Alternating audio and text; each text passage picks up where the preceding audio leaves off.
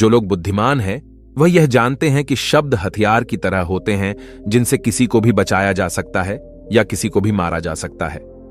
अब आप सोच रहे होंगे कि शब्दों से किसी को मारा कैसे जा सकता है, तो जरा सोचिए, ज्यादातर आत्महत्याओं के पीछे किसका कारण होता है? किसी के पति ने कुछ कहा, किसी के पिता ने कुछ कहा और उन लोगों ने आत्महत्या कर ली। ये आत्महत्या किसके कारण हुई? वो पीड़ित के मन को इतना दुखी कर गए कि उसके मन से वो दुख सहना और ज्यादा बर्दाश्त करना नामुमकिन हो गया और इसी वजह से उन्होंने आत्महत्या कर ली। ऐसे ही आपके शब्द किसी को नया जीवन प्रदान कर सकते हैं। जब कोई आदमी उदास होता है या दुखी होता है तो आपके शब्द उसमें एक नया जोश, एक नया उत्साह भर सकते हैं और एक हारा हुआ आदमी अपने जीवन में एक नई शुरुआत कर सकता है, सिर्फ शब्दों के माध्यम से, हमारी वाणी के माध्यम से। तो अब तक आप ये तो समझ ही गए होंगे कि हमारे शब्द हमारे जीवन को किस तरह निर्धारित करते हैं, शब्दों में कितनी ताकत होती है और किसी से बात करते वक्त हमें कितनी सावधानी से अपने शब्द सुनने चाहिए। आज की जो बौद्ध कहानी मैं आपको सुनाने वाला हूं, उसमें आपको सीधे सीधे तौर पर कुछ ऐसे तरीके पता चलेंगे, कुछ ऐसी परिस्थितियां पता चलेगी जहां पे आपको हमेशा चुप रहना चाहिए। कुछ परिस्थितियों में अगर आप कुछ नहीं बोलेंगे तो वही आपके लिए सबसे ज्यादा बेहतर होगा। इससे पहले कि आप इस कहानी में खो जाए, इस चैनल को सब्सक्राइब जरूर कर लें। तो चलिए कहानी शुरू करते हैं। एक बार की बात है, एक युवा लड़का एक बार एक बौद्ध भिक्षु के पास पहुंचा। वो काफी परेशान लग रहा था और उसने बौद्ध भिक्षु से जाकर पूछा कि हे महात्मा, मैं अपने आप से परेशान हूं, अपने आप से दुखी हूं। बाहरी रूप से मुझे कोई दुख नहीं है, मैं धन धान्य संपन्न हूं, मुझे कोई शारीरिक रोग भी नहीं है, लेकिन मैं खुद से परेशान रहता हूं, अपने मन से परेशान रहता हूं। अक्सर मेरी बातों को मेरा कोई भी दोस्त गंभीरता से नहीं लेता है और ना ही मेरे परिवार के लोग मेरी किसी बात को गंभीरता से लेते हैं। मैं जो कुछ भी सलाह देता हूं या तो वह उसे मजाक में उड़ा देते हैं या फिर उसे गंभीरता से लेते ही नहीं है। मेरी बातों को कोई गंभीरता से क्यों नहीं लेता है? क्यों मेरी बातों पर कोई अमल नहीं करता? क्यों मेरी बातों में कोई रुचि नहीं दिखाता? क्या कारण है? कृपया मुझे बताने का कष्ट करें और मेरे मन के इस दुख को दूर करें। यह सुनकर बौद्ध भिक्षु ने कहा कि आज सुबह मैं चालित ध्यान करके वापस आ रहा था। रास्ते में कुछ कौवे कांव कांव कर रहे थे और वहीं पर जब मैं चलता हुआ कुछ दूर आया तो मुझे एक मोर की मधुर आवाज सुनाई दी। यह सुनकर अचानक मेरे मन में ख्याल आया कि कौवे कितना कांव कांव करते हैं, कितना बोलते रहते हैं, लेकिन कोई भी प्राणी कौए की आवाज को पसंद नहीं करता। मोर हमेशा सही परिस्थिति के हिसाब से बोलता है। जब भी बारिश होने वाली होती है और बादल गरजते हैं और बारिश होने की आशंका होती है, ऐसे में मोर अपनी मधुर आवाज में गाता है, जो सभी को प्रिय होता है, सभी को अच्छा लगता है। ऐसे ही अगर इंसान सही परिस्थिति के हिसाब से सही शब्द बोले, सही वाणी बोले, तो वही वाणी दूसरों के लिए संगीत हो जाती है, संगीत बन जाती है और दूसरे लोग तुमसे सम्मोहित हो जाते हैं और वहीं पर तुम्हें सब लोग गंभीरता से लेने लगते हैं। और दूसरी तरफ अगर तुम यूं ही बेफिजूल ऐसे ही बोलते रहते हो, बिना किसी बात के बोले चले जाते हो, तो फिर तुम्हें कोई गंभीरता से नहीं लेता।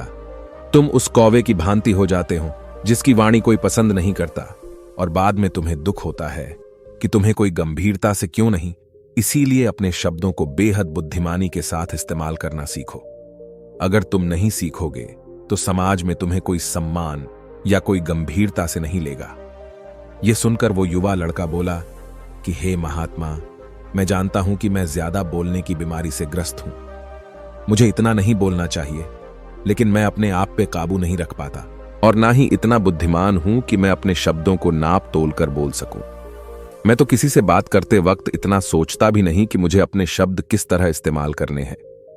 कृपया करके कुछ ऐसी परिस्थितियां बता दीजिए जहां पर मुझे कम बोलना है या फिर बोलना ही नहीं है, हमेशा चुप रहना है। अगर आप मेरा ऐसे मार्गदर्शन कर सकते हैं तो मेरा जीवन आसान हो जाएगा और मुझे ज्यादा दिमाग या अपनी बुद्धि लगाने की भी जरूरत नहीं पड़ेगी। यह सुनकर बौद्ध भिक्षु ने मुस्कुराते हुए कहा, मन के गंदे विचार खत्म हो जाएंगे। वैसे तो इंसान को हर परिस्थिति में सोच समझकर ही बोलना चाहिए, लेकिन अगर वो हमेशा होश में नहीं रह पाता है, ध्यान में रह पाता है, तो मैं तुम्हारे दैनिक जीवन की कुछ ऐसी परिस्थितियां बता रहा हूं जहां पर तुम्हें हमेशा चुप रहना है। अगर तुम ऐसी जगहों पर कुछ बोलोगे तो तुम्हारा अपमान ही होगा या फिर तुम्हें कोई गंभीरता से नहीं लेगा। सबसे पहली जगह है, या यूं कहें ऐसी परिस्थिति जहां पर इंसान को हमेशा चुप रहना चाहिए, वो है जब किसी ऐसे विषय के बारे में बातचीत हो रही हो जिसके बारे में आपको कोई जानकारी ही नहीं है। तो ऐसी परिस्थिति में व्यर्थ में बीच में टांग अड़ाना, अपना ज्ञान देना, व्यर्थ का ज्ञान, आपको कुछ पता नहीं है लेकिन फिर भी आप अपना ज्ञान देने के लिए उत्सुक हैं, तो ऐसी जगह पर आपका अपमान ही होगा। जरा तुम खुद सोचो, जब कोई बीमार आदमी अपनी बीमारी के बारे में चर्चा कर रहा हो और आपको उस बीमारी के बारे में कोई भी ज्ञान नहीं है, लेकिन फिर भी आप व्यर्थ में, बेकार में उसे ऐसी ऐसी औषधियों बता रहे हैं जिनका उसकी बीमारी से कोई तालमेल ही नहीं है, तो ऐसे में आप अपनी प्रतिष्ठा अपने हाथों से खो रहे होते हैं और आपको पता ही नहीं होता। ऐसी परिस्थिति में आदमी को हमेशा सुनना चाहिए। ध्यान से सुनना भी एक कला होती है। अगर आप सुनने का दिखावा करेंगे तो कहीं ना कहीं सामने वाले आदमी को यह एहसास हो जाता है कि ये मेरी बात पूरे ध्यान से नहीं सुन रहा है। इसीलिए जब आपको किसी विषय के बारे में पूरी तरह से जानकारी ना हो तो वहां पर केवल अपने कान लगाना ही ज्यादा महत्वपूर्ण होता है, ज्यादा जरूरी होता है। आप उस इंसान की बातें ध्यान से सुन सकते हैं और इसी बीच आप दोनों के बीच एक संबंध पैदा होगा और उस संबंध सच्चा होगा क्योंकि आपने उसके बात को बड़े ही ध्यान से सुना है और इस बात का पता सामने वाले को भी होता है। तो हम बिना कुछ बोले सिर्फ सुनने मात्र से किसी को अपना दोस्त है, अपना मित्र बना सकते हैं। इस बात को हमेशा ध्यान में रखना। दूसरी जगह जहां इंसान को हमेशा चुप रहना चाहिए वो है खाना खाते वक्त। खाना इंसान को हमेशा चुप रहकर खाना चाहिए, मौन रहकर खाना चाहिए। महात्मा बुद्ध और उनके भिक्षु हमेशा चुप रहकर भोजन करते हैं, शांत भाव से भोजन करते हैं, परिपूर्ण होकर भोजन करते हैं, पूरी तरह से करते हैं, एक एक टुकड़े का स्वाद लेकर भोजन करते हैं। और ऐसा भोजन जब आपके शरीर में पहुंचता है तो वो आपके अंग अंग तक ऊर्जा पहुंचाता है। अक्सर हम भोजन करते वक्त कुछ ना कुछ बोलते रहते हैं, कुछ ना कुछ रहते हैं, लेकिन मौन रहकर पूरा स्वाद लेकर उस भोजन को कभी नहीं करते। हम उस भोजन को करते वक्त आधे अधूरे ही रहते हैं और इसीलिए हमारा शरीर रोगों से ग्रस्त हो जाता है।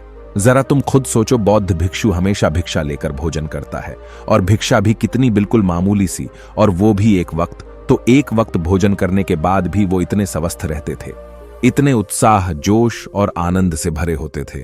और हम तो इतना खाना खाते हैं, इतनी सारी भोजन की सामग्री हमारे लिए उपलब्ध होती है, लेकिन हमारे शरीर में कोई ऊर्जा नहीं होती। इसका सबसे बड़ा कारण होता है कि हम अपना भोजन होश में नहीं करते हैं, परिपूर्ण होकर नहीं करते हैं, मौन रहकर नहीं करते हैं। इसीलिए अपना भोजन हमेशा मौन रहकर ही करो। तीसरी जगह जहां पर अगर आपने चुप रहना सीख लिया तो इसका मतलब यह है कि आपने अपने ऊपर विजय हासिल कर ली। जी हां, गुस्से में शांत रहना या चुप रहना इतना आसान नहीं होता है। अक्सर हम गुस्से से भरकर कुछ ऐसे शब्द या अपशब्द बोल जाते हैं जिसका पछतावा हमें हमेशा रहता है, लेकिन जुबान से निकला हुआ शब्द वापस नहीं हो सकता, उस शब्द को मिटाया भी नहीं जा सकता। अब वो जिंदगी भर हमारे दामन से जुड़ चुका है और वो गुस्से में बोला गया अब शब्द हमारे मन को समय समय पर बेचैन करता रहता है, दुखी करता रहता है। लेकिन गुस्से के वक्त चुप रहना सीखना भी एक बहुत बड़ी कला होती है। गुस्से में आदमी का अपने ऊपर काबू कहां रहता है, अपनी इंद्रियों को वश में कहां रख पाता है। इसीलिए इस कला को आप तभी सीख सकते हैं जब आप गुस्सा भी होश में रहकर कर पाए। जब भी आपको गुस्सा आए, आपके दिमाग में सिर्फ एक ही बात आए कि मुझे चुप रहना है, मुझे किसी से कुछ गाली गलौच नहीं करना, किसी को कोई अपशब्द नहीं बोलना। और जब यह विचार गुस्से के साथ जुड़ जाता है और धीरे धीरे यह आदत बन जाता है तो आप अपने गुस्से को भी काबू में करना सीखें। भी कभी गुस्सा आए तो किसी को कुछ बोलने की बजाय कुछ शारीरिक व्यायाम करना शुरू कर दो। उछलना, भागना, दौड़ना, जिम करना, कुछ भी आप ऐसा व्यायाम कर सकते हो जिसमें आपका शरीर थक जाए। आप पाएंगे कि जब आपका शरीर थक जाता है तो आपका मन भी शांत हो जाता है। आपने उस गुस्से की ऊर्जा को एक सकारात्मक रूप दे दिया और यही बुद्धिमान व्यक्ति की पहचान होती है, जो दूसरों के तानों से भी अपना घर बना लेता है, अपनी कामयाबी के रास्ते निकाल लेता है। वही सच में बुद्धिमान आदमी है जो जहर को भी दवा बनाकर इस्तेमाल करना सीख जाए।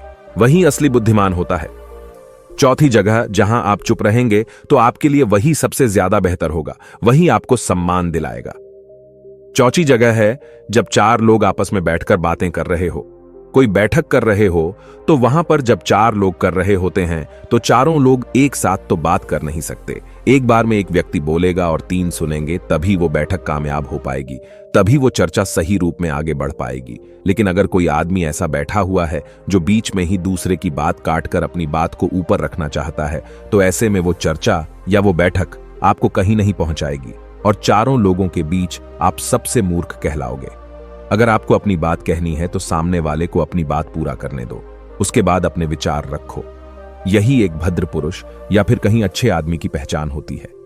और आखिरी जगह, अगर हमारे माता पिता हमें कुछ कह देते हैं, हमारे बड़े बुजुर्ग हमें किसी बात पर डांट देते हैं या हमें थप्पड़ भी मार देते हैं, तो ऐसी जगहों पे आपका चुप रहना ही उनके प्रति सम्मान दिखाएगा, उनके प्रति आदर का भाव व्यक्त होगा।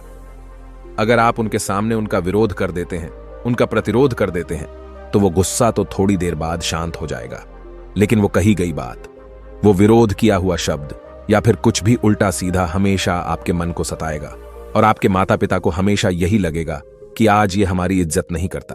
अपने डर को ताकत में बदलो। आज ही हमारी बात नहीं मानता क्योंकि ये कमाने लग गया है, ये बड़ा आदमी बन गया है, ऐसी ऐसी बातें उठेंगी, ऐसे ऐसे तंज कसे जाएंगे। इसीलिए ऐसी जगह पे आप मौन रही है, चुप रहिए, कुछ मत बोलिए, अपने गुस्से को अपने अंदर ही पी लीजिए, कुछ व्यायाम कर लीजिए, भाग लीजिए, दौड़ लीजिए, आपका मन अपने आप शांत हो जाएगा। आखिर में बौद्ध भिक्षु ने अपनी बात को खत्म करते हुए कहा कि कम शब्दों में अपनी भावनाओं को उतारना सीखो। शब्द हथियार की तरह होते हैं।